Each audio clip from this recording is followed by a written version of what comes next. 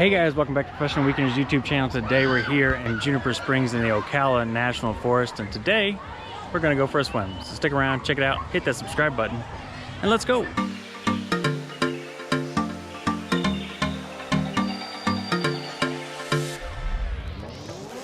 Alright guys, so as we walked in today, they gave us a couple of different interesting facts about the area. So Juniper Springs, or actually I guess Ocala National Forest, is the oldest national forest this side of the Mississippi. An interesting fact. They also got some stuff over here about what you may see.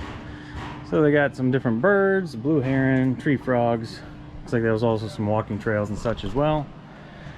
So there's a little bit more to do here than just the spring head, but I think today we're going to probably just be here for the swimming. They do charge to get in here. It's $14 per person, which is a little pricey for springs. I'm here with my father and my stepmother. My father's a disabled veteran, so he was able to get like a $7 discount because of his national park pass. That was about all we could get today. So for the four of us, it ended up costing us like $52 to get in here, which is pretty pricey. And like I said, I've never been here before, so we didn't really know what to expect. They do have a gift shop, as well as some restrooms and changing area directly behind me. Looks like they've also got some kayaks over there. So you can rent a kayak. They do have a kayak run, but unfortunately at the moment, it's currently closed. They also have some pavilions over here if you want to rent one of those for like a party or such. But we're here for the main attraction, which is the spring. So let's go check it out. As we're walking up here to the spring, do see, well, I would say there's a volleyball court, but I think someone just brought that and set it up for a graduation party. But here is the reveal of the spring. Look at that beautiful water. The water does look absolutely amazing for sure, but it's relatively small. And we're here on a Sunday. There's quite a few people packed in there. Not exactly the quiet, picturesque spring that I was hoping for, but definitely does look pretty nice. One nice thing about the spring though is it is bring your own chair. So they do have plenty of seating. You can see we set our stuff up right close here to the spring. We should have easy access to it. And even better, we can see our stuff from the water, which is always nice. You know, gives you that warm, fuzzy feeling. We've been over to like Rainbow Springs, for instance, where you cannot see your stuff from the water, and that's, you know, you always kind of got to wonder about if your stuff's all right. Here it seems like it's okay. Also have a lifeguard here to make sure everybody's swimming safely. We're gonna go ahead and dive in and check out the water. All right, so we're gonna go ahead and walk in the water here. We've got these nice steps to bring us down. Ooh, it's cold. That water's chilly. Typically spring heads in Florida though are 72 degrees year round, and I can tell you this one feels way colder than that. It's cold. It's not to go. All right, last step here. Apparently it's a doozy. It says 5 feet deep. Like 3 feet. Yeah. All right, let's go for it. It is cold. It is cold. All right, we're standing on our tiptoes. It is cold, but the water looks pretty though, at least. And I'm currently walking through some grass. Oh man, it is freezing. There's no way this is 72. Oh jeez. Or maybe it is. And it's getting deep. I'm gonna have to swim.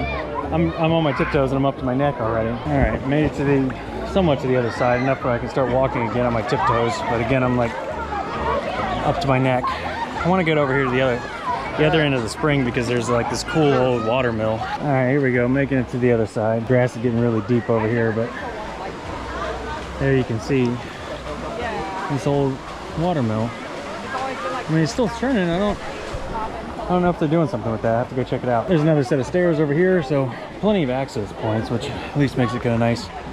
And the more you're in here, you get kind of used to the temperature. But yeah, definitely a bit of a shock to the system. I mean, it's super picturesque though. Beautiful. You get a good view of the water. And it's crystal clear. You can see all the way to the bottom, which in some spots here is about 6 feet. So we've come over here to the side of the mill, and they got some interesting facts here about just after Franklin Delano Roosevelt's inauguration.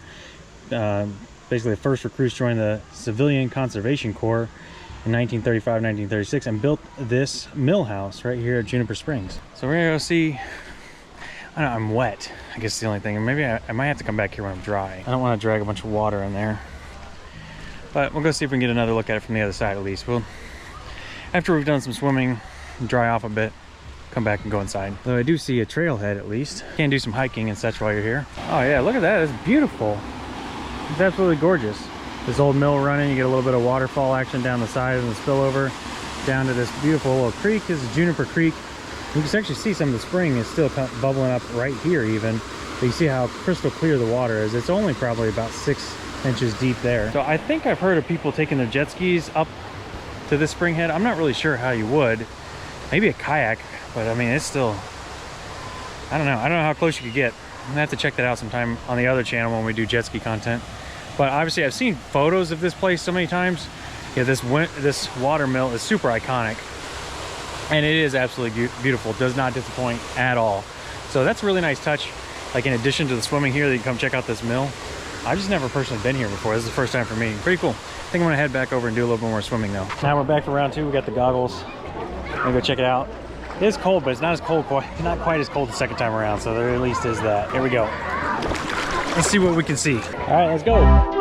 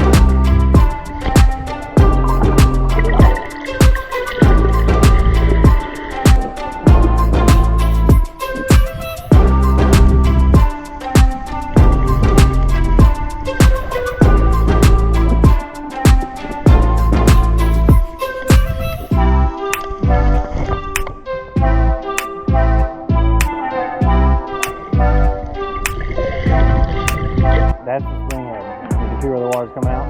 Like I say, out of all the springs I've ever been to on Florida, at least the ones I swam in, this one's actually not too bad as far as like trying to swim against the current and stuff. Not a ton of water coming out of there. Like if you were to go over to, you know, nearby Jenny Springs, or no, nearby Silver Glen just down the street, you can't really swim to that one. The current coming out of there is so strong. It's hard. It's hard to stay in one place over top of it even, but the current on this one's not too bad.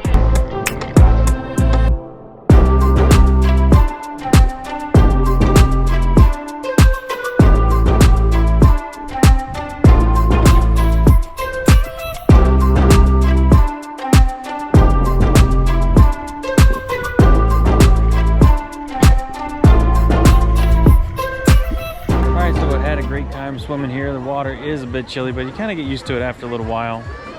It is a nice open area to swim. The water is beautiful. However, there are a lot of kids, a lot of screaming, shrill voices and such. But we're gonna walk over here and see if I can find out where the kayak launch is, because they also do that here as well.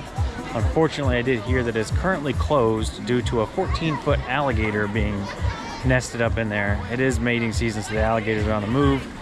They currently have it closed off. And just in hopes that the gator moves on its own. So there are no outside grills allowed, but they do have several around that you can use, for instance, like right there. So if you do want to bring some food, some charcoal, do your own little barbecue, there are several grills around that you can use.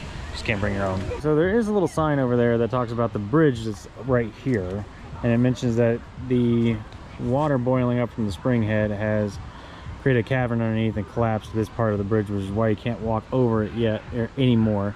But also the bridge itself doesn't look like it's in such great shape. It's kind of hard to see. Yeah, there's a nice little bridge in there. I bet you that'd be a lot of fun to kind of kayak up through there. I think a little bit further here, I think that now we've kind of come to where the kayak launch is, because you can see here it is clearly closed. Here is the boat launch area, which is currently closed. So this is where I guess you would go down and take your kayaks. I don't know if you can bring your own or if you just have to rent them. But yeah, you can kind of see the water just up there. That would be a ton of fun. I think we're gonna have to come back and do some kayaking here at some point, because that looks amazing when there's no gators. Thank you for clarifying that, because I'm not doing it with the gator. You sure? No, not with the 14-foot one. I've already done that once. Remember where we had the channel? It's just one gator. How bad could it be? All right, so now we've made it to the back side of the mill. I'll tell you what, this is absolutely gorgeous here with this little waterfall and the water mill going. Beautiful. Nice little view downstream here. The waterfall up to the spring mill. All right, now we've made it to the other side of the river, because we couldn't cross the little bridge. We had to walk all the way around the spring, but not a bad walk. It's pretty. Now we've come to the Millhouse exhibit. Not to be confused with Millhouse from The Simpsons. Ah, look at this. It's got nice little hardwood floors. Log cabin. I guess this is it. I assume this is probably where the mill stone used to sit, but it doesn't look like it comes in here anymore. So I guess the mill on the outside is just for show at this point. But there are some, I don't know, there are some little boards up on the wall, some information. Give them a read, see if there's anything interesting there. Yeah, so you guys can see this. The one over there is the turtles. There's 3 of them. Yeah, more turtles. Well, the same turtle, just different shot. Basically, most of these posters here on the wall talk about FDR's first 100 days in office and how he created the Civilian Conservation Corps. Basically, just put a lot of people to work. Back in the 1930s, unemployment was really high. And a lot of these talk about how, you know, basically in large urban areas like Chicago, when young men signed up for these jobs, basically they had 5 people applying for every single position, and that also the number of people applying to the jobs had a drastic impact on reducing crime in the inner cities. Also, this one here talks about how they were able to use this facility here to not only as a mill house, but also to generate electricity. So this brought electricity, I guess, to the local area. I'm not sure exactly how far-reaching that was, but it is pretty neat. I do appreciate always looking at the old pictures that they got here and just what things used to look like. Can you imagine if it was only that busy? Yeah, that would be a dream to go swimming in the water like that. Here's another one too. Hardly anybody there. Maybe that was wintertime. All right, guys, so I think that's going to wrap up our time here. I think we're going to go ahead and head on out, but we had a fantastic day here at Juniper Springs. Like I said, I've never been here before, but it is a really nice spot and super picturesque, so definitely make sure you bring your cameras. All right, guys, so here are your pro tips for visiting Juniper Springs. Number 1 is bring your chairs. That way you have a nice place to sit. You can sit on the wall if you prefer, but it is nice to have your own kind of camping chairs. Pro tip number 2 is probably bring your bug spray, because there are a lot of bugs out here, a lot of little gnats and everything. Now, they don't seem to bite or anything, but they're just annoying when they're in your face. And pro tip number 3 is bring your snorkel and mask, because the water is crystal clear and it is nice to kind of get in there and check it out. Fortunately, there's not a ton of like wildlife or anything to see, but still kind of fun. So that's gonna do it for today, guys. Remember, hit the subscribe button, really appreciate it, really helps out. With that being said, we're out of here and we'll see you next weekend. Bye.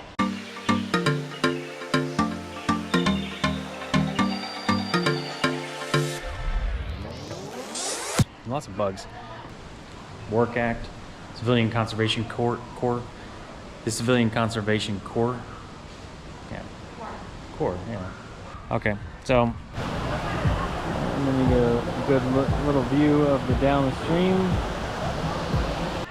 I don't know. I'm just making shit up. No lifeguard on duty. Swim at your own risk. That makes sense.